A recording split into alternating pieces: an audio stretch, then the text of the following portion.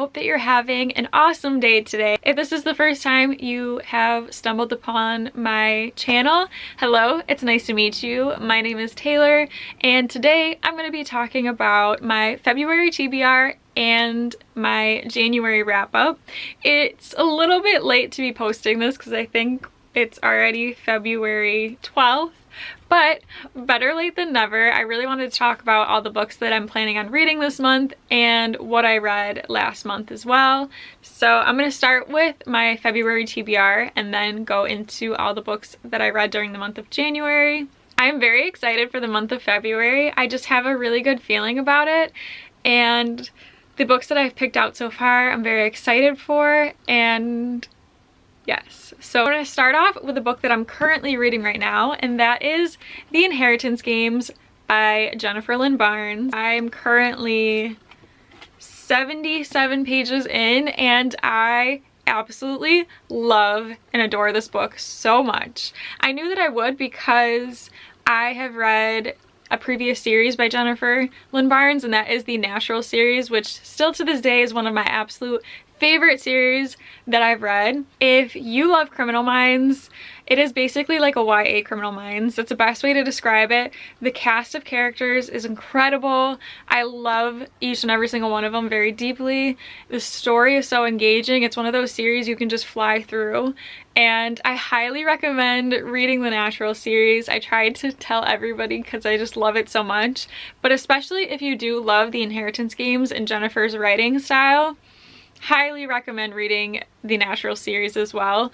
So yeah, I had high hopes going into this one, and Jennifer did not let me down. Again, I'm only 77 pages in. I just know this is going to be my very first 5-star rating of the year. I'm so excited, and I can't wait to read this. I think I'm going to spend today and tomorrow really finishing it, and then I'm going to run to the store and buy the second one like as soon as possible. So to give you a little bit of background on the Inheritance Games, our main character Avery basically doesn't come from money, doesn't have a lot, and she works really hard for what she does have, and then her life changes in an instant because a very, very wealthy billionaire, Tobias Hawthorne, ends up dying and leaves Avery with everything.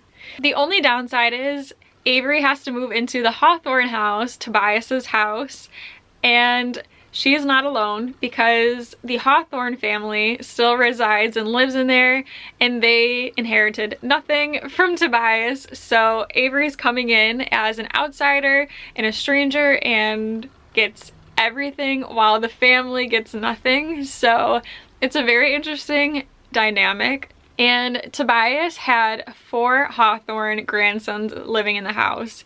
All 4 of them are amazing. Put me in a house with any of the Hawthorne brothers or all 4 of them and I'll be there for it. So there's secret passages and riddles and clues, and it's just such a fun read, and I absolutely love it. Again, it's probably most likely going to be a 5 out of 5 star read, and I just can't wait to finish it this weekend. I might have a reading vlog for it because I'm just enjoying it so much and I want to share that with you guys. So this is the first book I want to read and finish in February. I'm actually kind of matching the cover right now. Quickly, how cute is this Harry Potter Hogwarts tea, right?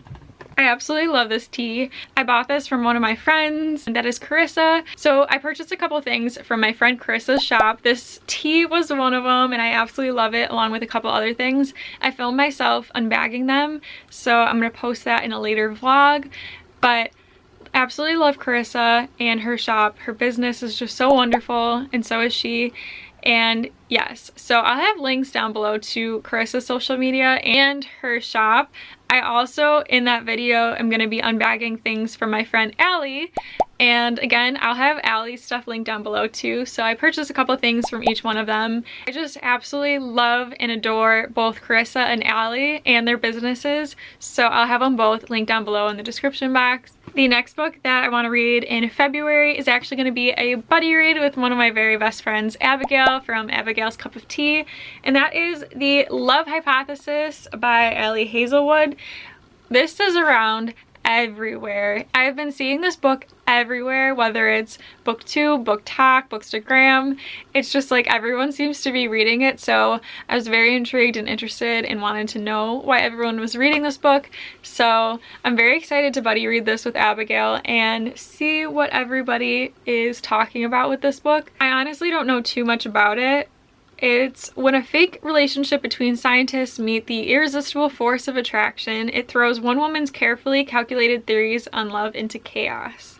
This tackles a favorite trope, grumpy meets sunshine. I hope this is going to be a really fun rom-com, and I'm just excited to read it this month. So after that, I really want to read Life's Too Short by Abby Jimenez, and I tried to read this last month, but I didn't get around to it. So I really want to read this book this month. This is another rom-com and a love story that I'm super excited for. And on the back it says, when Vanessa Price quit her job to pursue her dream of traveling the globe, she wasn't expecting to gain millions of YouTube followers who shared her journey of seizing every moment. For her, living each day to its fullest isn't just a motto. Her mother and sister never saw the age of 30, and Vanessa doesn't want to take anything for granted. But after her half-sister suddenly leaves Vanessa in custody of her baby daughter, life goes from daily adventure to next level bad. The last person Vanessa expects to show up offering help is the hot lawyer next door, Adrian Copeland. After all, she barely knows him. No one warned her that he was the secret baby tamer, or that she'd be spending a whole lot of time with him and his chihuahua. So this sounds like it's gonna be a really cute, heartfelt love story, and I'm very excited for this one. Like I said, I definitely want to make sure I prioritize this one at some point this month and read it. And then last up for February is a book that I actually already finished on like the 3rd or the 4th of this month. And that book is The Spanish Love Deception by Elena Hamas. And this book threw me through a loop, put me on a ride, and was something else. So I don't want to give too much away because I want to talk about this more in my February wrap up. But let's say it just wasn't my cup of tea, to be safe. I love the stack that I have. So these are the books that I had on my February TBR. Like I said, I already finished this one. I'm really hoping to finish these 3 books by the end of the month, and I have faith that I think I can do it.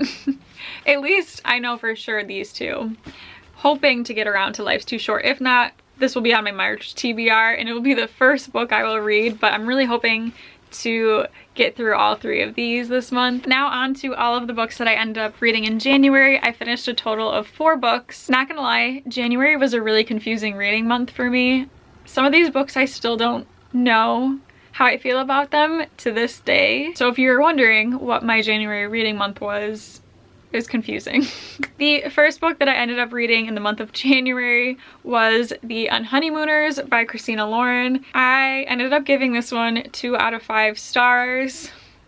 This was also another buddy read with my friend Abigail, and this book just ended up not being for me, not my cup of tea, my cup of coffee, nothing. No offense. I'm really sorry if you love this book. I can understand why there's people that love and enjoy it. It just, for me, my reading taste personally wasn't for me, which is really sad because I went into this really excited and hopeful, thinking that I was gonna love it. In the beginning, I was really liking it, and I loved the main character, Olive's family. I thought they were really funny and just heartwarming. Then as the story went on, I started liking the story less, and I found myself just not interested anymore.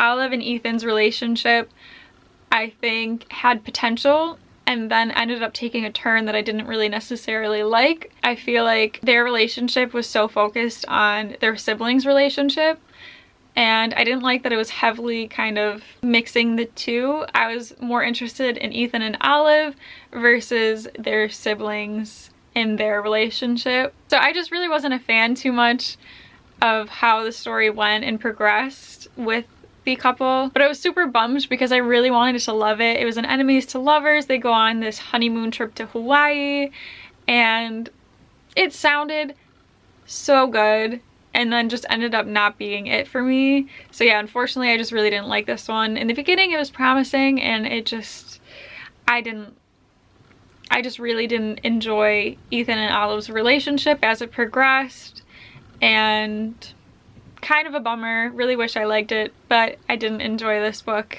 that much, and I'm really sorry. So yeah, this was a little bit of a rough way to start out January. After that, I read Talk Bookish to Me by Kate Bromley, and I'm still confused about this book to this day. Talk Bookish to Me is a second chance romance, but also a enemies to lovers in a way. And I keep going back and forth with this book because, to start out by saying, I kept going back between a 3-star and a 4-star. I think I'm gonna end up giving it a 4-star because I'm still thinking about this book after I have been done reading it, but that doesn't mean I'm not still disappointed in the book. It's very confusing. I don't know, maybe I'll give it like a 3.5. I don't know. Our main character, Kara, is a romance writer who is currently having writer's block. And in the beginning, she is the maid of honor to her best friend's wedding. So she is the maid of honor for her best friend's wedding, but on the flip side, she didn't know this, and neither did her best friend. Her best friend's husband-to-be ends up being best friends with Kara's college ex-boyfriend in her first love, basically. His name is Ryan. He's in the wedding party. Kara didn't see that coming, and things happen from there. What Kara finds out is that being around Ryan actually inspires her to write again. So she has this looming deadline for her next novel, and she realizes the more she is around her ex-boyfriend Ryan, the more she is writing. So Ryan seems to be Kara's muse for writing her romance novels again. And let me tell you, I don't know if I would want to recommend this book because of what happens in the end, like the last 30% of it, which made me want to chuck this book across the room and scream and cry and just be like, why? Why did this happen? This ruined it for me. And I don't know. So that's what's confusing about it. I'm not gonna lie, the first 70% of this book I absolutely loved and adored. Kara is also not only a writer, but she's on Bookstagram. So it's really cool, especially if you're on Bookstagram, to see like the familiarity and just kind of bond with the main character about having a Bookstagram account and being in that world. And it was just so fun to see that in a book.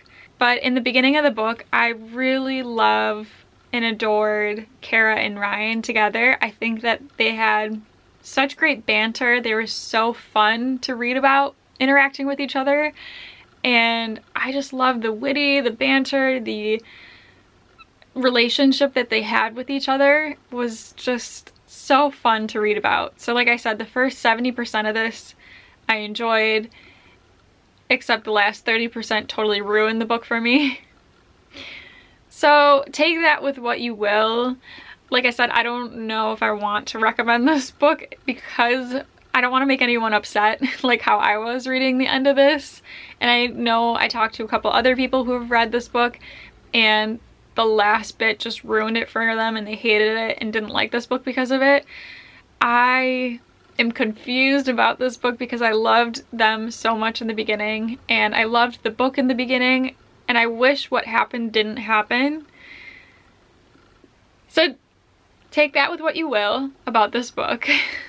After that, I ended up participating in the Hello 2022 Readathon, which was really fun. That Readathon was hosted by Sara from Sara's Reading Nook and also my friend Abigail from Abigail's Cup of Tea and so many other amazing people. So I'll have Sara's video linked below talking about the Hello 2022 Readathon and also all of the co-hosts that were there. It was just such a fun readathon to take part of, and Sara and all of her co-hosts were just absolutely incredible and amazing and so sweet. And I participated in all of the reading sprints that they had, and it was so fun to meet some new people and just participate along with the sprints. So thank you, Sara, for creating such a wonderful readathon. Like I said, I'll have Sara's channel along with the video where she mentions all of the co-hosts down in the description box below. I had 4 books on the TBR, and unfortunately I didn't get to all 4 of them. I read 2 out of the 4 for the readathon, and they were these 2. The first book that I finished for the readathon was Happily Ever Afters by Elise Bryant, and this was for the New Beginnings prompt. And this was another book I was confused about. I ended up rating this one, I think like 2 or 2.5 out of 5 stars. I found one of my new favorite characters in this book. It was one of the side characters, my sweet Hufflepuff Cinnamon Roll Sam. He will forever have a piece of my heart. I absolutely loved Sam so much. I kind of wish he was the star and the main love interest of this book. So many things I wish happened with Sam that didn't. This would have been a 5 out of 5 star for me if our main character fell in love with her cute, loving, sweet neighbor, Sam. So the main character in this, Tessa, her and her family end up moving to a new town, and Tessa goes to a new school and just starts out with this fresh new life. So Tessa was accepted into this writing program at a prestigious art school where she is now attending, and she has writer's block, so it's kind of like in a similar thing to Talk Bookish to me. So she writes romance novels and currently is having writer's block writing, and she's kind of worried because she just got accepted into this prestigious school, but she has writer's block. Her best friend Caroline thinks that to write romance novels, you need to have romance in your life, which Tessa currently doesn't have any romantic relationship in her life. So Tessa and Caroline come up with this plan for Tessa to have a romance to hopefully spark her writing again. Well, Tessa at her new school meets this guy, Nico, who kind of looks like he walked out of one of her romance novels, and she is just automatically in love with him. And her best friend Caroline think that Nico is the problem to solve her writer's block and to also be that romance in her life. They kind of write this list together to have Nico and Tessa be in these situations where he hopefully falls for her. I loved the friends that Tessa made in her new school, Lenore and Theodore. I just absolutely adored them. I think they're super fun, and I liked reading about them. I wish they were in it a lot more. I do know there is a second book that Elise wrote, and it's with Lenore. And then also, like I said, I loved and adored Sam, who also went to the school as well, and he's Tessa's new neighbor. Sam goes for culinary arts, which is why I have another heartwarming sensation towards him, because I also did culinary arts in school, so I have that connection with Sam. But he was so much better about it than I was. He makes baked goods all the time, and you could just feel his passion with culinary arts through the writing. And his love for cooking and baking came off so well, and I just really enjoyed Sam. He was such a sweetheart. He was very just near and dear to my heart. I love Sam so much. The reason why I basically gave this book 2 or 2.5 out of 5 stars is because one thing I really just don't vibe with or like in books is when the main character is written to have a love interest who already is in a relationship.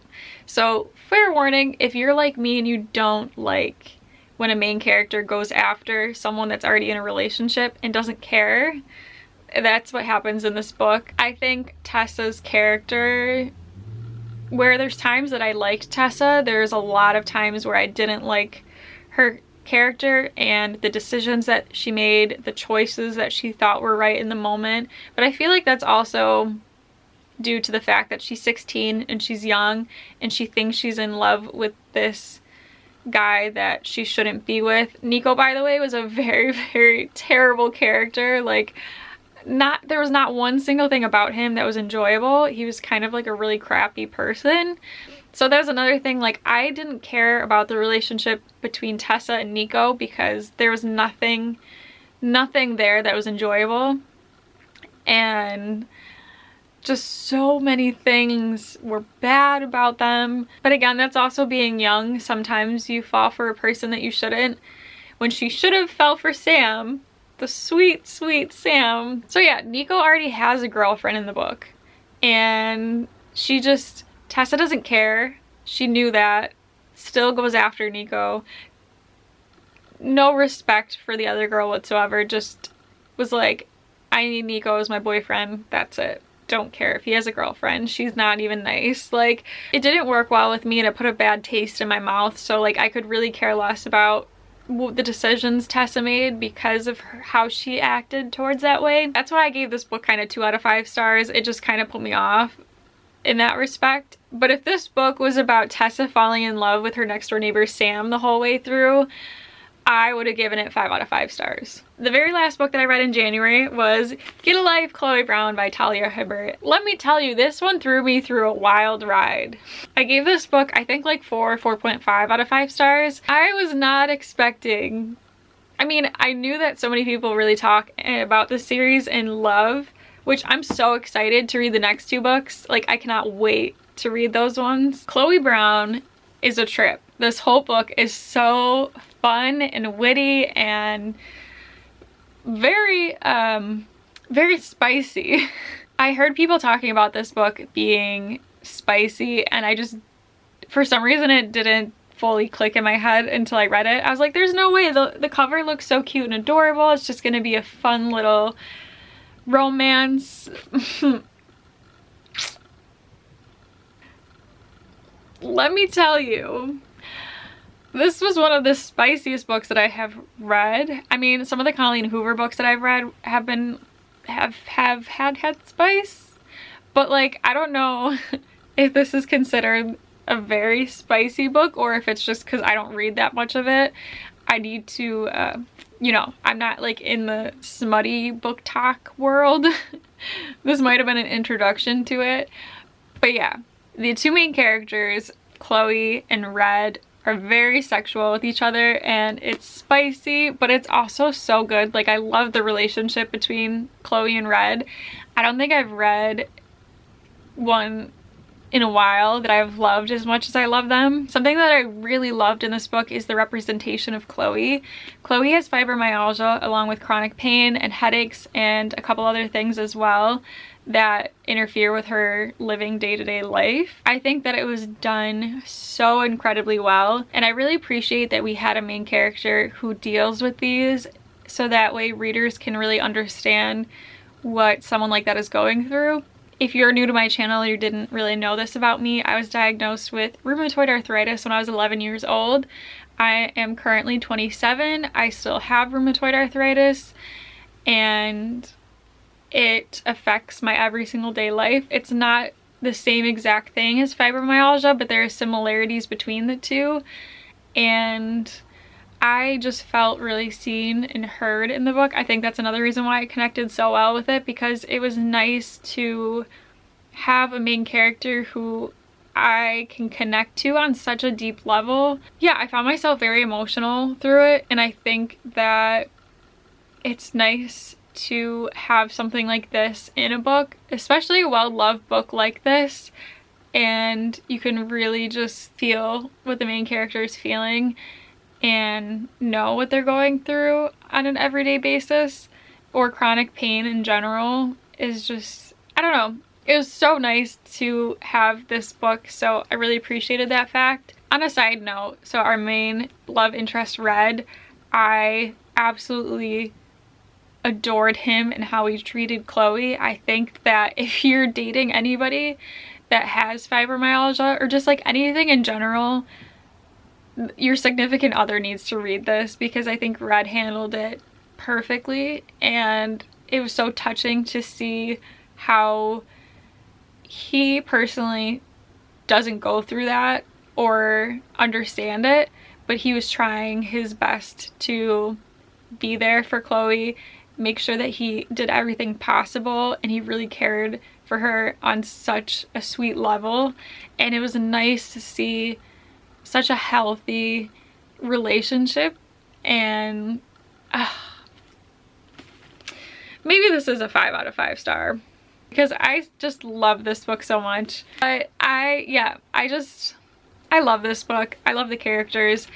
I found myself laughing out loud for a lot of the scenes, being just very overtly emotional and crying, and then I found myself laughing again, and then being like, making sure nobody's around while I'm reading this. Like, it was just a roller coaster of emotions, and it was so fun to read this Chloe and Red are fantastic and I really enjoyed them. I love Talia Hibbert's writing style. I fell in love with the writing and it was definitely just a nice read and you can get through it really quickly. I feel like I went on and on about this book, but I didn't even talk about what it's about mostly. Chloe basically kind of has like this near-death experience, and also with her having like fibromyalgia and that, she wants to make a list for her to get a life and enjoy some things that she hasn't done before. So on the list is like, she really wants to live up her life now, and on the list is enjoy a drunken night out, ride a motorcycle, go camping, have meaningless but thoroughly enjoyable sex, travel the world with nothing but hand luggage, and do something bad. So yeah, she has this list and she wants to complete the items off of the list, and Red is there to help her with that list. And then I forgot to mention the other best part of the book. So we have Chloe's two sisters, we have Danny and we have Eve, and I also loved both of them, and they have their own books as well, which I am so excited to read those two. I loved her sisters as well as much as I loved Chloe, and I just loved everyone in this book. I loved the side characters, I loved the main characters, and it was just a really fun, wild ride, and I will forever think about this book and these characters. So I really, really loved this book and the journey it took me on, and it was just a fun time. Those are all the 4 books that I ended up reading in the month of January. Let me know down below all of the books that you read in January and what you have on your February TBR. I would love to hear and read your comments and answer and talk down below. If you've come this far in the video, thank you so very much for watching.